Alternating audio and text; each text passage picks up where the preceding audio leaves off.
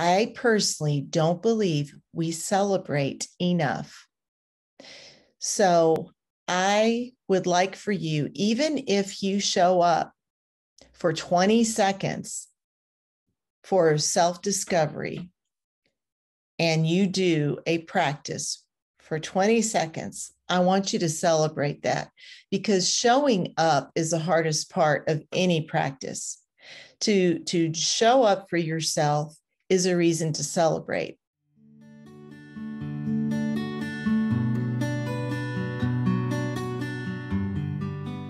Hi, everyone. Welcome to A Mother's Guide Through Autism podcast. I am Bridget Shipman, and I'm your host of this program. Today, I'm going to be talking about self-discovery.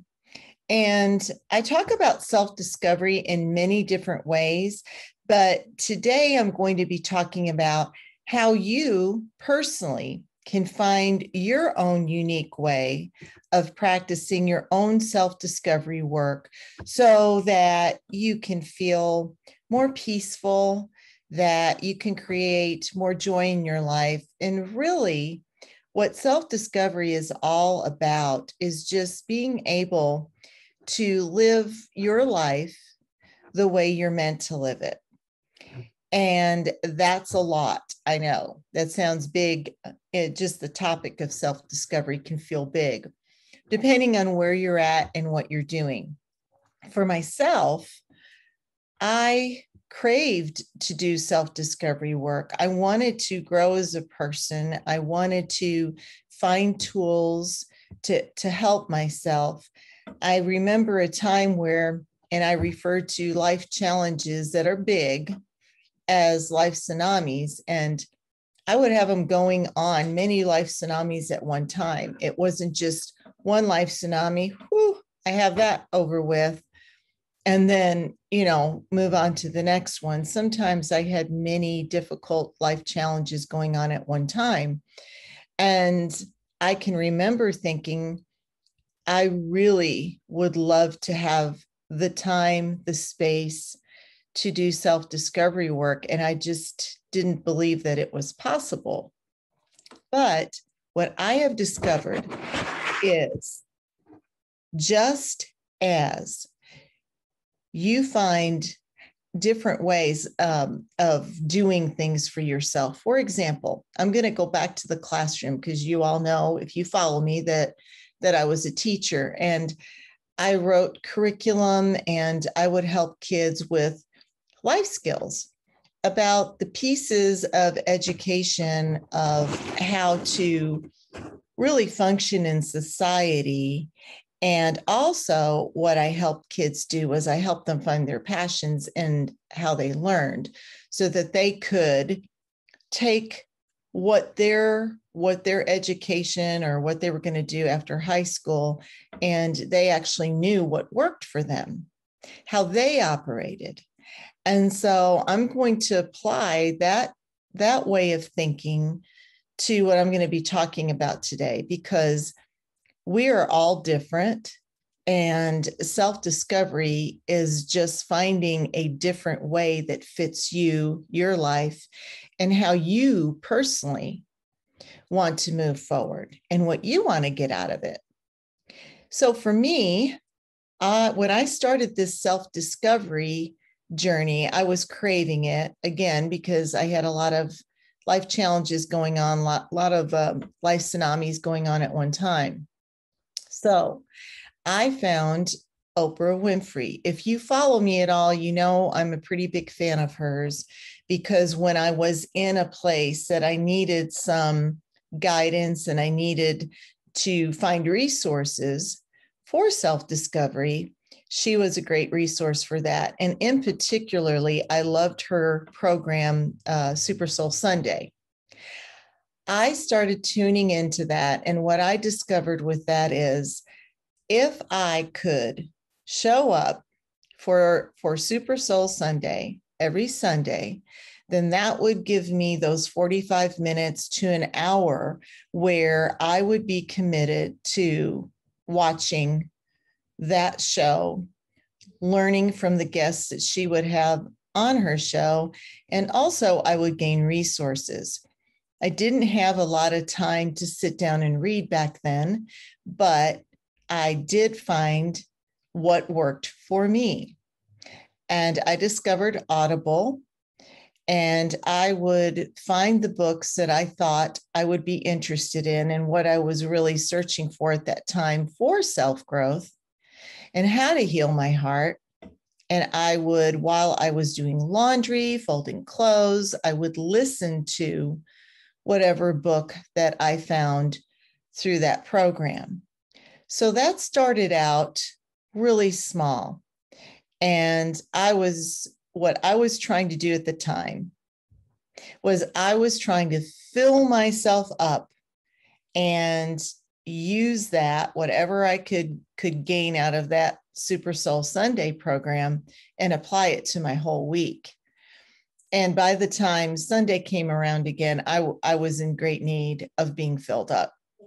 It didn't take long for me to use up what I had filled up on that Sunday.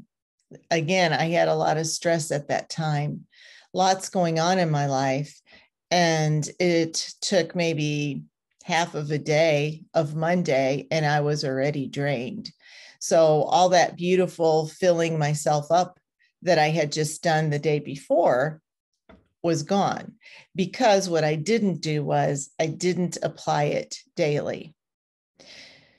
So that's what I'm going to be talking to you about today, is once you find a way or what it is that you want to work on for yourself, and that can be different too, is how can you then practice it daily without it feeling too big? I want to talk a little bit about how this changed my life, just for a few minutes, because I think it's important to understand that wherever you're at, whatever you're doing, however many life tsunamis that you're challenged with at this time, that you can incorporate some self-compassion, and self-discovery is self-compassion work. I began with a program on a Sunday.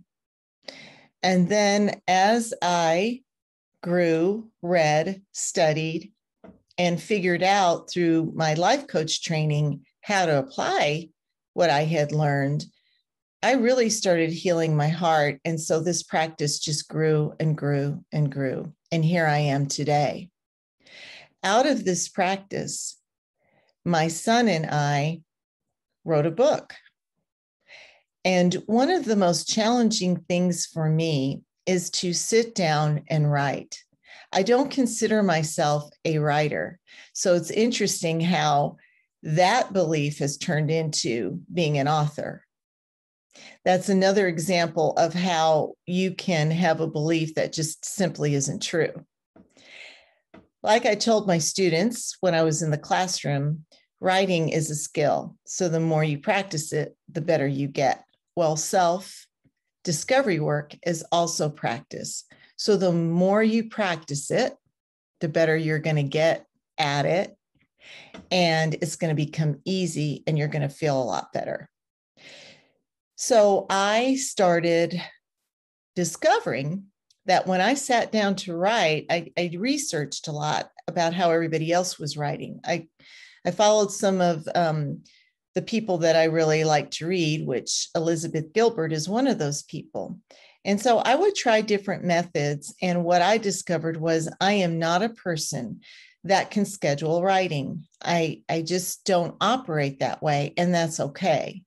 If I reserve 2 hours a day to write, that doesn't work for me. And what I discovered was that when I sat down to write, I would get so lost in my writing, so lost in what I was doing, that it was very difficult for me to stop that and just shift myself into a meeting, into whatever other pieces of work that I was working on. And so then my Super Soul Sundays became my writing day. And that worked for me. I would spend my Sundays in that place where I could really give all of me into what I was writing. And as a result, I found out that I could become an author, a writer, because I discovered how it worked for me. And through that discovery work, A Mother's Guide Through Autism, that book that just came out on May 15th this year of 2022, that's how that book came to be. And I did it little steps at a time through my self-discovery work and figuring out that I knew how to honor myself, how best it worked for me. And then Joseph joined me. And my son is a writer, and I would say he is a gifted writer. And I discovered that when he was a student of mine. And so what was really interesting to me is Joseph struggles with expressive language to find the words to express what he's thinking or how he's feeling. Still to this day, he struggles with that. He's much better and he is fluent with any conversation, but he doesn't find the words easily. However, when he writes, his words flow. His words are like art. When an artist picks up a paintbrush and begins painting, that's how I feel about my son's writing. That's the difference between my son and I. He writes beautifully. When he creates his writing for me, that they are like a beautiful composition, like a Beethoven in music. My son is in writing. So he has found that really writing for him is very easy. And I'm amazed at how quickly he can structure a sentence and make it sound so eloquent, where I, on the other hand, read it, reread it, right, edit, where Joseph's needs very, very, very little editing. So it's so unique that he can write so beautifully, but speech is still a struggle for him. And that's how I look at anything we do. To honor yourself and honor how you do things best. That's what self-discovery is all about. It's all about finding your own unique way to grow, to practice self-compassion. So what I'm offering you today is a simple way to begin your self-discovery practices. And again, I want you to just realize this can look any way that you want it to look. These are small steps that I have found working with my clients work really well. So that's what I'm going to offer you today. And I also want you to think about that self-discovery is essential in how we find peace and how we heal our hearts. So really think about that. Think about that self-discovery is a way that you can become more peaceful and a way to heal your heart. And it is essential. It's essential enough that I am spending time on it. And now when I go out and begin my self-discovery Sundays, I often will grab my cup of coffee. I will have my little dog Lily and my cat Sebastian join me on my patio. And I sit in my favorite chair and I just begin with gratitude. I sit in peace. I love listening to the trees when the wind blows, the branches rustle. I love the sound of trees in the wind. I love looking out up at the sky. I love just sitting in peace and gratitude.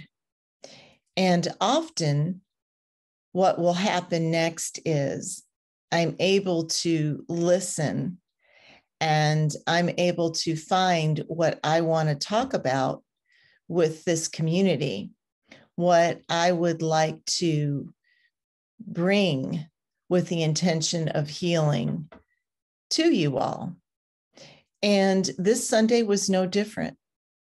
I sat in peace and it just came to me, and I thought I would really like to spend some time on sharing my self-discovery Sundays and my practices with you all, because it has really changed my life and it has really helped me to find peace. I was recently interviewed for a podcast because they wanted to learn more about A Mother's Guide Through Autism. And of course, I was thrilled to do the interview. And the young lady at the end of the interview said to me, she said, "I am inspired by how peaceful you look." And that really was a really self-defining moment for me, because I thought, wow, I look peaceful. And that led me to the reflection, and why I'm talking to you about what I'm talking to you about this week is because if you would have known me not that long ago, not even a decade ago, I didn't carry the look of peace with me. I was extremely stressed out, and I was like that all the time. So as you're listening to this podcast, I hope these next 5 small steps are the beginning to your own self-discovery, and that you will give yourself permission and dissolve the belief that you don't have time for this, because you do. You just need to find the way that fits you.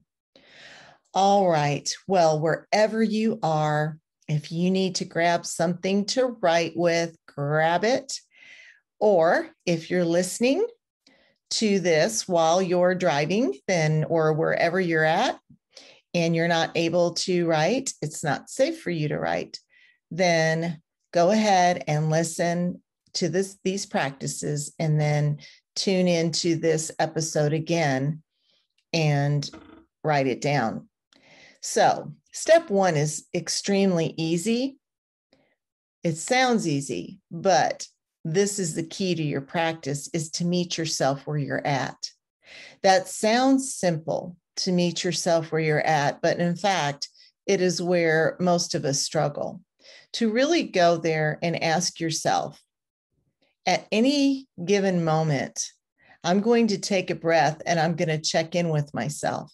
I'm going to see if I'm honoring myself and how I begin each day. So if you're looking for a practice and it sounds great, but it feels too big, then how can you make that practice smaller? And if you can make whatever practice, and I'm going to recommend a practice, whatever it is, if that feels stressful to you, then that's a sign that you need to make it smaller. So step 1, meet yourself where you're at, honor yourself in whatever practice it is that you're going to begin. Step 2, I want you to begin with a practice that feels easy to you. For me, it was gratitude. Gratitude was a practice that I could begin that really felt good to me, and it was simple and it wasn't stressful. So if you haven't started a gratitude practice, then please go to some of my blogs and some of the other practices that I share, free to you. Gratitude practice is simple. Just begin with something that feels good, that is big or small. Very, very simple is the key. Honor yourself. Step 3, continue to meet yourself where you're at and begin your practice. Remember, if a daily practice feels too big, then make it smaller. I made mine smaller, where I began once a week for 45 minutes. And that is how I began, because that was what I could do at that time. So I want you to remember to honor yourself, and whatever it is, begin where it feels doable and good and not stressful. Because my 1 day a week for an hour a week turned into a daily practice. And I practice more than once a day. I can begin my gratitude in the morning to start my day, and then I love to end my day with gratitude. That's what I grew into with my daily practices. So meet yourself where you're at and honor yourself as you do your practices. Step 4, after you do your daily practice, even if it's for 30 seconds, or weekly practice, even if it's for 30 minutes or even smaller, I want you to notice how you feel. If you begin with a gratitude practice and you come up with one thing or 2 things or 3 things that you're grateful for, and you feel into that gratitude, take a moment and check in with yourself and see, just notice, how are you feeling? My hunch is that you're going to be feeling much, much lighter than you did before you did your simple gratitude practice. So we're going to, step 4, notice how you feel. Step 5, I personally don't believe we celebrate enough. So I would like for you, even if you show up for 20 seconds for self-discovery and you do a practice for 20 seconds, I want you to celebrate that, because showing up is the hardest part of any practice. To show up for yourself is a reason to celebrate. And that's the hardest part. So I want you to realize that I understand that self-discovery work takes courage, and it's very difficult to show up. After you show up and you feel lighter, celebrate. Take a moment and just celebrate the fact that you showed up for yourself. And that can look any way that you want to. For me, it's just like, yes, I give myself a high five. You showed up today, way to go. And take that with you and honor that you showed up for yourself. I have a quote that I would like to share. And I think it sums this podcast up and what we talked about today about self-discovery very well. Here it is. The story ends up being a journey of self-discovery. Elijah Wood. So that quote for me is a big picture idea of what self-discovery is. Self-discovery is all about finding you, finding the highest version of yourself, finding a way to be more peaceful in your life, to incorporate more joy, because I believe that that's what life is. It is about self-discovery. It is a journey. And if we can spend more time living in joy and peace, then we've really done something. And I believe that that is what this message is. So I'm going to read it one more time. If you want to grab something to write with and write this quote down, I think it's a great mantra. The story ends up being a journey of self-discovery. Again, that's from Elijah Wood. And I couldn't agree more. So I'm going to leave you with that quote. I hope, as I intended, that this episode leaves you more inspired, that you feel lighter, and that you're going to honor yourself and begin your own self-discovery practices and journey and grow into more peace and joy. I will see you next week, as always, on our next episode of A Mother's Guide Through Autism. And I want to just take a second, because the idea here is to spread this and grow this community, right? Spread this word for anyone who's part of this community and make it bigger and offer other moms support who listen into this episode. And so if you enjoyed this video, would you please click below and like it and subscribe? And let's build our community and offer more hope, more joy, and inspiration to others out there. I thank you. I wish you well, and I'll see you next time.